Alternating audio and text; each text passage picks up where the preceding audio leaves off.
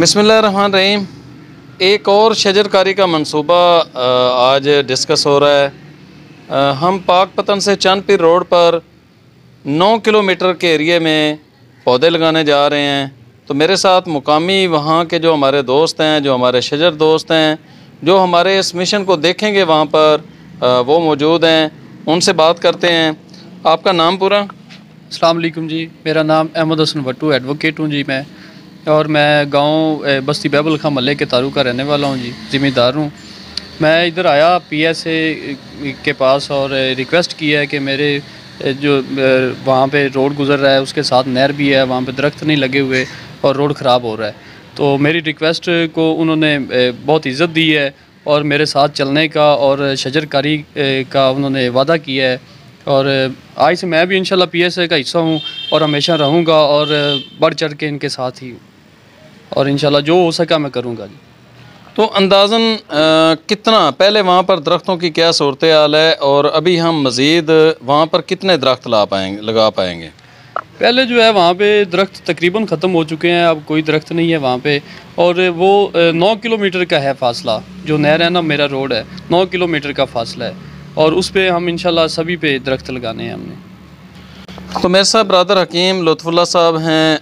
हकीम साहब क्या कहते हैं आज के इस प्रोग्राम के बारे में? बिस्मिल्लाहिर्रहमानिर्रहीम।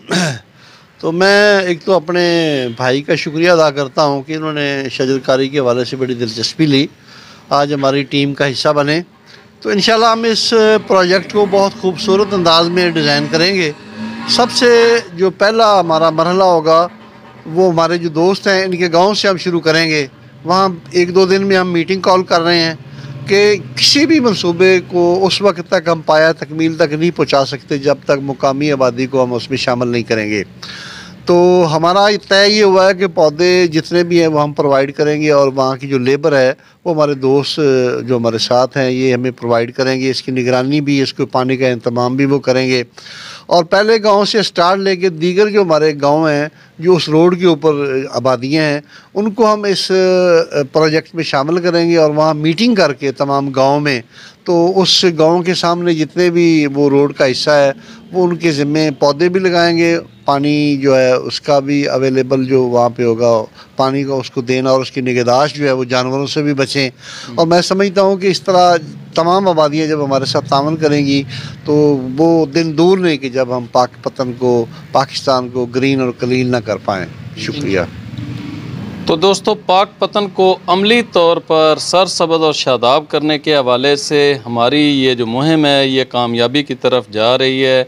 हम हज़ारों पौधे लगा चुके हैं। इसके अलावा 10 लाख शीशम के पौधे हम किसानों के अंदर तकसीम कर रहे हैं। आप सब भाइयों से भी गुजारिश है कि पाकपतन को अमली तौर पर सरसब्ज़ और शादाब करने के हवाले से हमारी टीम का हिस्सा बने।